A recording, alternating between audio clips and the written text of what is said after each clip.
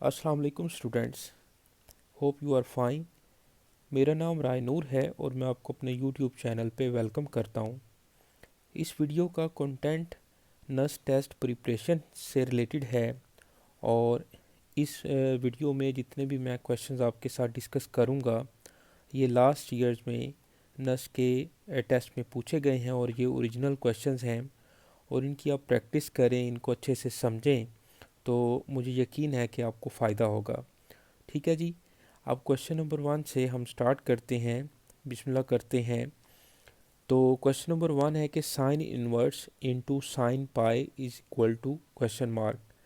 अब देखें, ये एक प्रॉपर्टी हमने पढ़ी हुई है कि साइन इनवर्स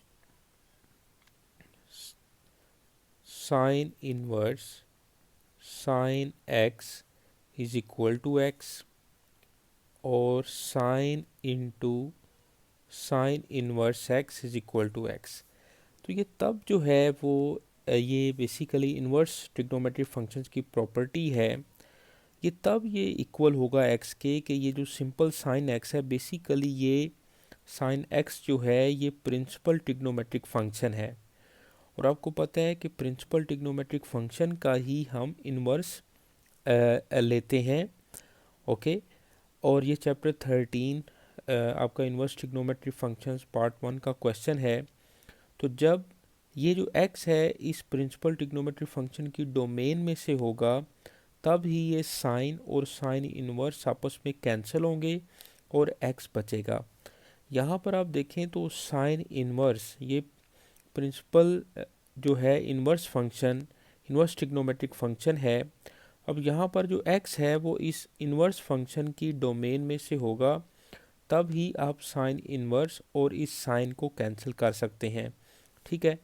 अब आपको पता है कि y is equal to sine x जो है इसकी डोमेन क्या होती है, इसकी डोमेन पाई बाय 2 से less and equal to and minus pi by 2 से ग्रेटर एंड इक्वल टू होती है और इसकी जो रेंज है वो +1 एंड -1 के दरमियान होती है।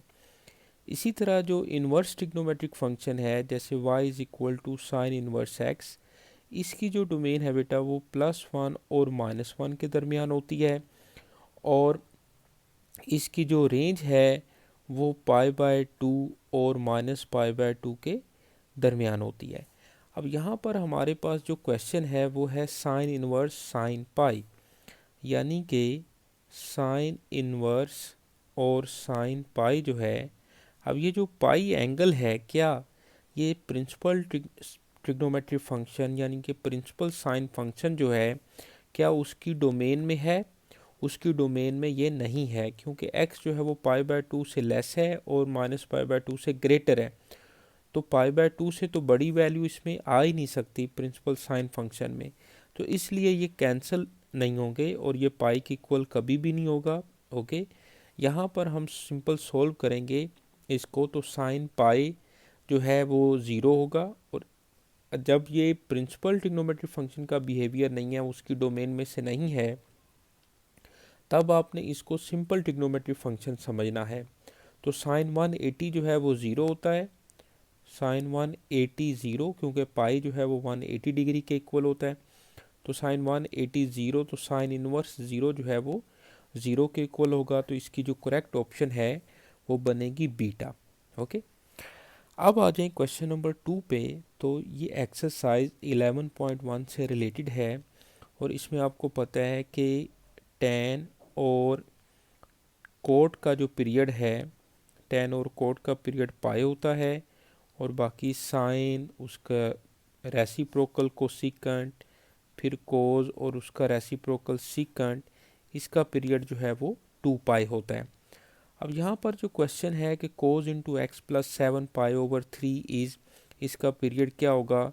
तो सिंपल आपने जो x का कोफिशेंट होगा यानी कि x/3 प्लस 7 पाई/3, यानी कि जो x का कोफिशेंट है 1/3, उसको उससे आपने कोस के पीरियड को डिवाइड कर देना। आपको पता है कि कोस का पीरियड जो है वो 2 पाई होता है। तो इसको बेटा आपने x का जो कोफिशेंट है, यानी कि मैं इसको इस तरह से भी लिख सकता हूँ 1/3x प्लस 7 पाई/3। ठीक है। तो ये इसका पीरियड बनेगा, यानी कि 2 पाई ओवर एक्स का जो ये जो कोफिशेंट है उससे आप डिवाइड कर दें तो 3 उधर 2 पाई से मल्टीप्लाई हो जाएगा तो 6 पाई आ जाएगा। 2 पाई इंटू 3 6 पाई। तो इस तरह से इसकी जो करेक्ट ऑप्शन है बेटा वो बनेगी बीटा। अंडरस्टैंड कर रहे हैं आप? अच्छा जी, अब चलते हैं नेक्स्ट क्वेश्चन पे। तो नेक्स्ट क्वेश्चन जो है इसको मैं इस तरह से साइड पे रख देता हूँ पेज को। क्वेश्चन नंबर 3 है कि partial fractions of 2x over x cube minus 2x are. अब देखें, क्योंकि ये MCQs हैं और एंटी टेस्ट का ये क्वेश्चन है, तो इस तरह से आप इसको पार्शियल फ्रैक्शन में चेंज करें जो प्रॉपर बुक वाला मेथड है, तो उससे ये क्वेश्चन बड़ा लेंथी हो जाता है। तो आपने क्या करना है कि 2x over x cube minus 2x। अच्छा, इसमें आपने एक ऐसा नंबर पुट करना है डिनोमिनेटर को देखते हुए कि जिस पर ये अनडिफाइन ना हो, जैसे समथिंग ओवर ज़ीरो ना बने, यानी कि डिनोमिनेटर में ज़ीरो ना बने बेसिकली। तो अब देखें, अगर मैं x की जगह पे ज़ीरो पुट करता हूँ तो zero over zero minus zero zero बन रहा है। ओके, इसलिए हम इसमें ज़ीरो पुट नहीं करते। बाकी इसके फैक्टर्स बना के भी आप चेक कर सकते हैं। x कॉमन लूँ तो x स्क्वायर माइनस 2 ब्रैकेट में आएगा, सही है। सिंपल, आप ज़ीरो पे पहले चेक कर लें, फिर या 1 या -1 पे चेक कर लें, तो आपको यहीं से ही हमें रिज़ल्ट मिल जाएगा। जैसे बेटा मैं इसमें +1 करता हूँ तो 2 इंटू 1, 1 का क्यूब 1 माइनस 2, 1 पुट किया तो 2 ओवर -1 -2 आ गया। अब आपने +1 इसमें पुट किया तो अब ऑप्शन में भी +1 पुट करें, जिसका आंसर -2 होगा वही करेक्ट आंसर होगा। जैसे मैं इसमें जो है वो x की जगह पे 1 पुट करता हूँ तो ये आ जाएगा हमारे पास √2 into 1 minus √2 -1 over √2 and 1 plus √2। Okay, अच्छा जी, अब आप इन दोनों में जो है वो एलसीएम ले लें या 1 ओवर √2 जो है वो कॉमन ले लें, तो ये आ जाएगा 1 minus √2 -1 plus √2। Okay, 1 over √2 LCM लिया तो 1 माइनस √2 एंड 1 प्लस √2, दोनों डिफरेंट है, दोनों एलसीएम में आ जाएंगे। तो 1 माइनस √2 इससे कैंसिल हो जाएगा और 1 प्लस √2 1 से मल्टीप्लाई होगा। 1 प्लस √2, 1 प्लस √2 इससे कैंसिल होगा तो 1 माइनस √2 -1 से मल्टीप्लाई होके -1 प्लस √2 आ जाएगा। इस तरह से ये +1 -1 कैंसिल हो जाएगा और 1 ओवर √2, इन दोनों को ऐड करें 2 √2, इन दोनों को मल्टीप्लाई करें तो 1 -2 आ जाएगा, यानी कि a plus B into A minus B वाला फार्मूला लगाया, 1 का स्क्वायर और -√2 का स्क्वायर 2 आ जाएगा। इसमें अब बेटा देखें तो √2 से √2 कैंसिल हो जाएगा, 2 ओवर -1 तो -2, तो इसका आंसर भी -2 आ रहा है और पहले भी -2 पड़ा हुआ है। तो इससे हमें पता चला कि अल्फ़ा ऑप्शन जो है वो करेक्ट ऑप्शन है। अब x की जगह पे मैंने 1 पुट किया, -1 भी कर सकते हैं, 2 भी कर सकते हैं, तो कोशिश करें 0 1 या -1 तक पुट करें, उससे इजीली आपको आंसर मिल जाएगा। ओके, तो इस तरह से पार्शियल फ्रैक्शन के जो मुश्किल से मुश्किल क्वेश्चन भी हैं वो हम सॉल्व कर सकते हैं। अब आ जाए जी क्वेश्चन नंबर 4 पे। तो in how many ways a coach of cricket team can select playing 11 out of 16 if captain is already included. कहते हैं कि in how many ways a coach of cricket team can select playing 11 out of 16, ठीक है, if captain is already included. अब total जो है ना वो 16 प्लेयर्स हैं। टोटल जो है वो हमारे पास 16 प्लेयर्स हैं। 16 प्लेयर्स में से 11 जो हैं वो सिलेक्ट करने हैं और साथ वो कहते हैं कि जो कैप्टन है ना वो पहले से ही शामिल कर लिया गया है, इंक्लूडेड है, पहले से शामिल कर लिया गया है। अब देखें टोटल 16 है, 16 में से एक कम हो गया, 15 रह गए। अब 15 में से पहले तो आपने 11 सेलेक्ट करने थे, अब कितने सेलेक्ट करेंगे? 10, यानी कि एक तो कैप्टन जो है वो तो पहले से ही सिलेक्ट हो गया है। क्या ख्याल है? कैप्टन पहले से सिलेक्ट हो गया, टोटल से भी एक कम कर देंगे और 11 हमने सिलेक्ट करने थे, 11 में से भी एक कम कर देंगे। तो अब हमने 15 प्लेयर्स में से 10 प्लेयर्स जो हैं वो सिलेक्ट करने हैं। ओके, तो कम्बिनेशन लग रहा है, तो 15C10 आ जाएगा इसका आंसर, डेल्टा ऑप्शन। बात फॉलो कर रहे हैं आप? अगर इस तरह से कहता कि if captain and one other student are already included, captain भी है या उसका जो कीपर है या कोई एक और प्लेयर पहले से ही शामिल कर लिए गए हैं, तो अब 2 प्लेयर हम कम कर देते, यानी कि अब हम 9 प्लेयर सेलेक्ट करते और टोटल कितने प्लेयर्स होते, 14। तो 14 में C9 उसका आंसर आ जाता। समझ रहे बात आप? चलते हैं जी नेक्स्ट क्वेश्चन 5 पर। How many words can be formed from letters of the word Pakistan when each word start with P, यानी कि हर वर्ड जो है वो पी से स्टार्ट हो और बाकी जो लेटर्स हैं वो इधर आएँ। तो टोटल इसमें जो है वो 8 लेटर्स हैं। ये बन गए आपके पास 6, 7 और 8। अब हर जो वर्ड है वो बेटा पी से स्टार्ट होना है, पी के बाद बाकी जो 7 लेटर्स हैं वो चेंज हो सकते हैं, वो अपनी प्लेस चेंज करेंगे। ये बेसिकली अरेंजमेंट है, परमुटेशन है, जिसमें कोई डिजिट्स कोई लेटर्स रिपीट होता है, रिपीटेड डिजिट्स की ये परमुटेशन है। अब आप देखें, जब पी जो है वो फर्स्ट नंबर पे यानी कि फर्स्ट पोजीशन पे वो फिक्स हो गया, पी स्टार्ट विद पी की बात कर रहे हैं, तो अब बाकी लेटर्स कितने बचे, 7 लेटर्स बच गए। बाकी जो है वो 7 है, जिसमें ए जो है वो 2 टाइम आ रहा है।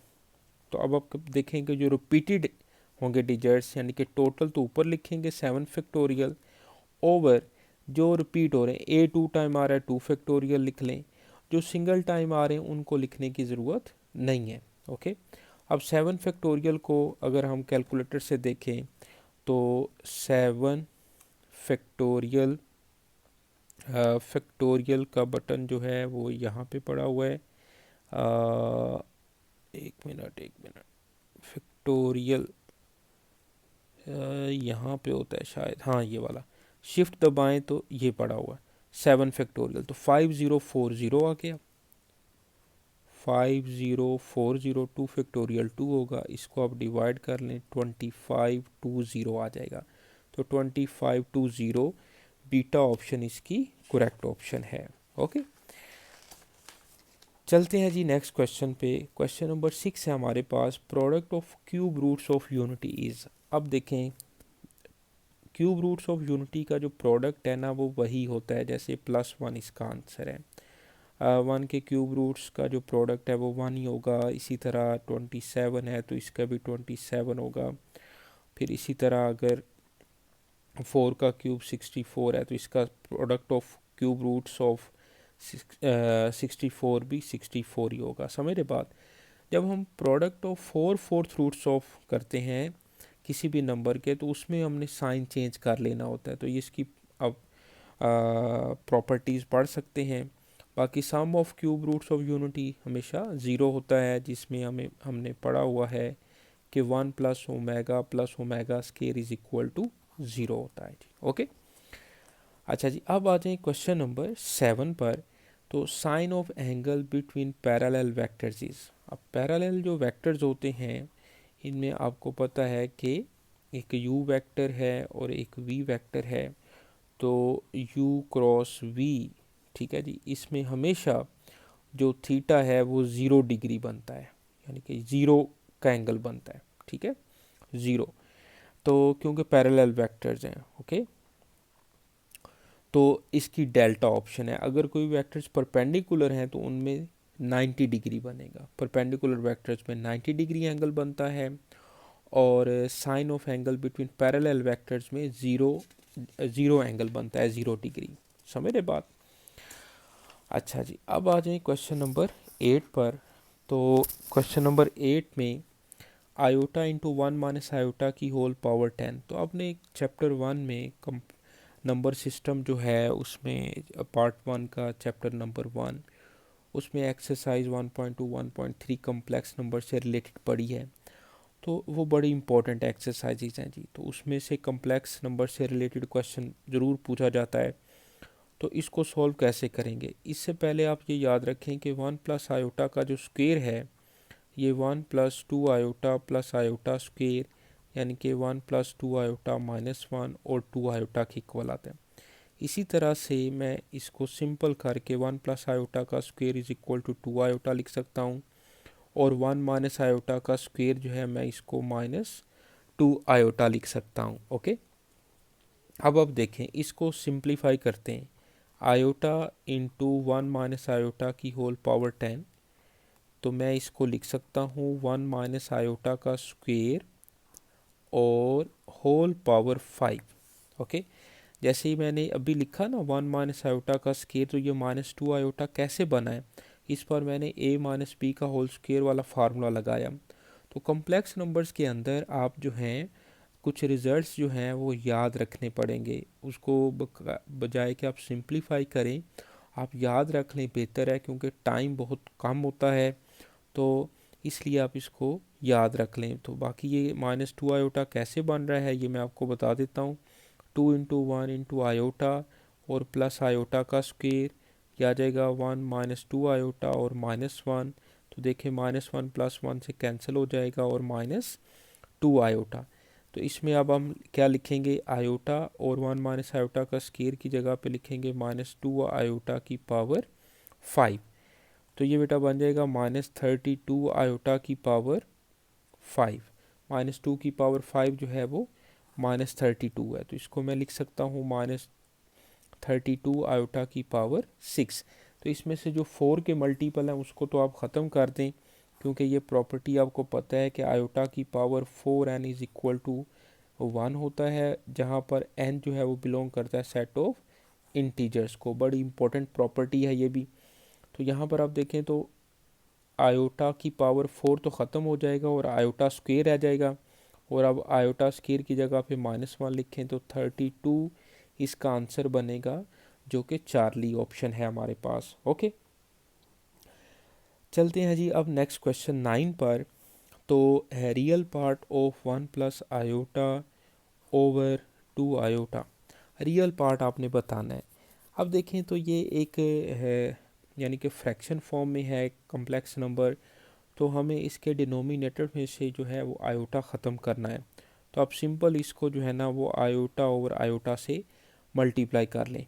ओके, तो आयोटा को इससे मल्टीप्लाई किया तो यह आ जाएगा iota into iota square over 2 iota square, तो आयोटा माइनस 1 ओवर माइनस 2 आ जाएगा, यानी कि मैं इस माइनस को अगर ऊपर ले जाऊं तो ये बन जाएगा माइनस आयोटा प्लस 1 ओवर 2, तो minus 1/2 iota and plus 1/2 iota, यानी कि मैं इसको इस तरह से भी लिख सकता हूँ। तो इसका रियल पार्ट देखें तो क्या बन रहा है 1/2, और इमेजरी पार्ट की बात करें तो माइनस 1/2 आएगा। ओके, तो इसका रियल पार्ट जो है वो 1/2 है, जो कि चार्ली ऑप्शन है। ओके, इस तरह से आपको पहले इसको सिंप्लीफाई करना पड़ेगा, a प्लस बी आयोटा की फॉर्म में लिखना पड़ेगा, फिर हम वहाँ से रियल पार्ट और यहाँ इमेजनरी पार्ट बता सकते हैं। इसका इमेजनरी पार्ट अगर वो पूछता तो माइनस 1/2 आना था। ओके, अब चलते हैं जी क्वेश्चन नंबर 10 पर। क्वेश्चन नंबर 10 जो है उसमें है कि इफ़ कोड 2 लैम्डा, साथ साथ रहिएगा, बड़े इंपॉर्टेंट क्वेश्चन है ये। तो if cot 2 lambda is equal to square root 3/3 then 10 lambda is equal to, अब देखें तो जो कोट होता है ये 10 का रेसिप्रोकल होता है, तो 1/10 2 लैम्डा इसको लिख सकता हूँ, और स्क्वायर रूट 3/3 को मैं 1/√3 भी लिख सकता हूँ, क्योंकि जो डिनोमिनेटर में 3 है उसको दो दफ़ा स्क्वायर रूट 3 में लिख सकते हैं, और ये 1/√3 आ जाएगा। यहाँ से मैं इस दोनों का रेसिप्रोकल लूँ तो 10 2 lambda is equal to square root 3 आ गया, और 2 lambda is equal to 10 inverse square root 3 आ गया, और 2 लैम्डा इज़ इक्वल टू, तो 10 इनवर्स स्क्वायर रूट 3 जो है इसकी वैल्यू क्या होती है, ये वैल्यू है जी 60 डिग्री। ओके, ये आपको याद होनी चाहिए 60 डिग्री है। तो इस तरह से, और lambda is equal to 60 divide by 2 किया तो 30 आ जाएगा। अब आप tan 30 की वैल्यू लिखें, क्योंकि लैम्डा जो है वो 30 आ गया हमारे पास, तो tan 30 की वैल्यू आती है 1/√3। तो ये बेटा इसका ऑप्शन जो है वो बनेगी अल्फ़ा ऑप्शन बनेगी 1/√3। ओके, अब चलते हैं जी क्वेश्चन नंबर 11 पे। तो if 1 i-1 are in G P then, यानी कि ये 4 उसने वैल्यूज़ दे दी हैं और ए जो है वो अननोन है और ये जीपी में है। तो जब ये जीपी में है तो इनकी रेशो जो है, कॉमन रेशो, वो सेम होनी चाहिए, सेम होगी। तो मैं फर्स्ट रेशो निकालता हूँ तो i/1, फिर रेशो निकालता हूँ third divide by second term -1/i, फिर मैं एक रेशो निकालता हूँ fourth divide by third term, यानी कि a/-1, a/-1। तो मैं यहाँ से, क्योंकि मैंने a फाइंड करना है तो ये तीनों इक्वल हैं, तो मैं iota is equal to a/-1 भी लिख सकता हूँ। तो यहाँ से a की वैल्यू जो है वो माइनस आयोटा हो जाएगी। -1 को आयोटा से मल्टीप्लाई किया माइनस आयोटा, तो a की वैल्यू माइनस आयोटा में मिल गई, जो कि बीटा ऑप्शन है। ओके, समझ आ रही है आप लोगों को? बहुत इम्पोर्टेंट और अच्छे क्वेश्चन हैं। तो अब चलते हैं क्वेश्चन नंबर 12 पे। The equation pi sine x is equal to 2x is not satisfy for x। ठीक है, इज़ नॉट सेटिस्फाई, जैसे मैं x की जगह पे 0 पुट करूँ तो साइन 0 0 होगा, 0 इंटू पाई 0 हो जाएगा, और 2 इंटू 0 0 हो जाएगा, यानी कि 0 पर ये इक्वेशन सेटिस्फाई हो रही है।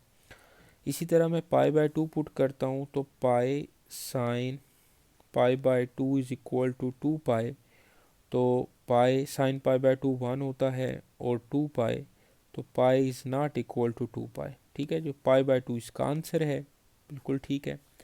इसी तरह अगर मैं इसमें जो है वो पाई पुट करता हूँ, ठीक है, पाई, तो ये आ जाता है पाई साइन पाई, और इज इक्वल टू आपके पास, ना गलती हुई है, पाई/2 के लिए जो है वो यहाँ पर हमने पाई/2 पुट करना था। सही है, 2 से 2 कैंसिल हो जाना था और पाई इज इक्वल टू पाई आना था। दोबारा देखें, यानी कि मैं पहले पाई/2 के लिए चेक कर रहा हूँ, ये गलत ऑप्शन है कि पाई साइन पाई/2 एंड 2 पाई/2। तो ये पाई/2 साइन पाई/2 1 होता है, 1 इंटू पाई पाई, 2 से 2 कैंसिल हुआ तो पाई आ गया, पाई इज इक्वल टू पाई। तो ये पाई/2 के लिए सेटिस्फाई हो रही है इक्वेशन, तो बेटा ऑप्शन भी इसकी रॉन्ग है, यानी कि उसने नॉट सेटिस्फाई वाली ऑप्शन कही है। अब आप एक्स की जगह पे पाई पुट करें, ठीक है जी, तो ये आ जाएगा साइन पाई और 2 पाई। साइन पाई 0 होता है, 0 into pi 0, 0 is not equal to 2 pi. इसका आंसर जो है वो चार्ली है। नॉट सेटिस्फाई वाली जो ऑप्शन है वो हमने तलाश करनी थी, और चार्ली ऑप्शन यानी कि पाई के लिए जो है ये नॉट सेटिस्फाई है। क्वेश्चन नंबर 13 जो है ये फार्मूला बेस्ड क्वेश्चन है, फार्मूले आपको आने चाहिए। सही है, तो साइन γ/2 जो है ये आप गैस करें कौन सी ऑप्शन बनती है, s-a इंटू s-b/ab, तो ये बीटा ऑप्शन बनती है। इसी तरह अगर साइन होता है α/2 तो ये आ जाना था s-p s-c/pc। इसी तरह साइन β/2 होता तो हम इसको लिख लेते s-a s-c/ac, और फिर साइन γ/2 के लिए s-a और s-b, ये तो अभी हमने लिख लिया है। इसी तरह आपको हाफ एंगल फार्मूलाज कोसाइन वाले, टेंजेंट वाले, वो सारे जो हैं वो आने चाहिए, याद होने चाहिए। ओके, अब आ जाइए क्वेश्चन नंबर 14 पे। तो क्वेश्चन नंबर 14 में if f of x is equal to x³ + 1 and g of x is equal to x cos alpha then f of g of x. तो ये बेसिकली बेटा कंपोजिशन का question है। तो f of g of x तो f g of x, ठीक है जी। तो जी ऑफ एक्स की जगह पे हमने लिख दिया एक्स कोज एल्फ़ा। अब ये जो है फंक्शन, ये एफ़ का फंक्शन बन गया है। अब एफ ऑफ एक्स में जहाँ पर एक्स है उसकी जगह पे आप लिख लें एक्स कोज एल्फ़ा, और ऊपर उसका क्यूब है और प्लस वन आ जाएगा। यानी कि मैं इसको लिख सकता हूँ x cube cos cube alpha plus one. Okay, simple. G of x की जगह पे उसका वैल्यू लिखी एक्स कोज एल्फ़ा। अब ये एफ़ का फंक्शन बन गया। अब एफ़ वाले फंक्शन में जहाँ पर एक्स है वहाँ पर एक्स कोज एल्फ़ा लिखा, एक्स कोज एल्फ़ा का क्यूब प्लस वन। ओके, तो यह आ जाएगा X cube cos alpha plus one, यानी कि एल्फ़ा ऑप्शन इसकी करेक्ट ऑप्शन है। क्वेश्चन देखते हैं जी 15। A line is tangent to circle having a point through which it touches the circle is called. यानी कि एक लाइन है जो कि सर्कल को टच करके इस तरह से, ये सर्कल जो है वो एक अंडा ही बन गया है। चलें खैर, इस तरह से एक लाइन जो है वो सर्कल पर टेंजेंट है, टेंजेंट लाइन है, तो through which it touches the circle is called. तो इसको हम क्या कहेंगे, इस पॉइंट को हम क्या कहेंगे? क्या हम इसको सेकंड लाइन बोलेंगे, क्या हम इसको कोड बोलेंगे, क्या पॉइंट ऑफ इंटरसेक्शन बोलेंगे, क्या पॉइंट ऑफ कांटेक्ट बोलेंगे? हाँ जी, देखें, सबसे पहले अगर कोई लाइन सर्कल की बाउंड्री को टच करे और वो जो है सर्कल से बाहर ना निकले, तो इस लाइन को हम कहते हैं कोड, ठीक है। और अगर कोई लाइन सर्कल को दो पॉइंट पे टच करे और सर्कल से बाहर निकल जाए तो इसको बोलते हैं बेटा सीकेंट लाइन। ओके, अब पॉइंट ऑफ इंटरसेक्शन जो है वो ये दोनों हैं, पॉइंट ऑफ इंटरसेक्शन ये दो हैं। ओके, और ये लाइन जो है ये सीकेंट लाइन है। ओके, और ऐसी लाइन जो सर्कल को एक पॉइंट पे टच करके गुजर जाए उसको हम बोलते हैं टेंजेंट लाइन, टेंजेंट लाइन। और जिस पॉइंट से वो गुजर रही होती है, सर्कल को जिस पॉइंट पे वो टच कर रही होती है, तो इस पॉइंट को कहते हैं point of contact, point of contact. तो ये बेटा इसकी डेल्टा ऑप्शन इसकी करेक्ट ऑप्शन है। ओके, तो ये 15 क्वेश्चन जो मैंने आप लोगों के साथ डिस्कस किए, मुझे यकीन है कि आपको बड़ा इससे फ़ायदा होगा नस की तैयारी के लिए। नस के अलावा बाकी जितने भी प्यास और यूईटी के जो टेस्ट हैं, जो आपके एंट्रेंस टेस्ट होते हैं इंजीनियरिंग के लिए, उसके लिए ये सारे क्वेश्चन आपके लिए हेल्पफुल हैं। स्पेशली ये क्वेश्चन नस्ट के लिए हैं, बाकी एंट्रेंस टेस्ट के लिए भी ये क्वेश्चन तैयारी के लिए आप कर सकते हैं, पढ़ सकते हैं। तो इसमें कोई प्रॉब्लम हो आप लाजमी डिस्कस करिएगा, और इसको अपने दोस्तों के साथ भी शेयर करें। वीडियो अच्छी लगे तो कमेंट्स भी किया करें, और अगर वीडियो में कोई प्रॉब्लम आपको नज़र आए, कहीं पे कोई क्वेश्चन का कोई इम्प्रूवमेंट की बात नज़र आए, तो वो भी ज़रूर शेयर करें ताकि मैं अपने आप को मज़ीद जो है वो बेहतर कर सकूं। तो नेक्स्ट वीडियो तक के लिए रायनूर को इजाज़त दें, अपना बहुत ख्याल रखें। अल्लाह हाफिज़ बेटा।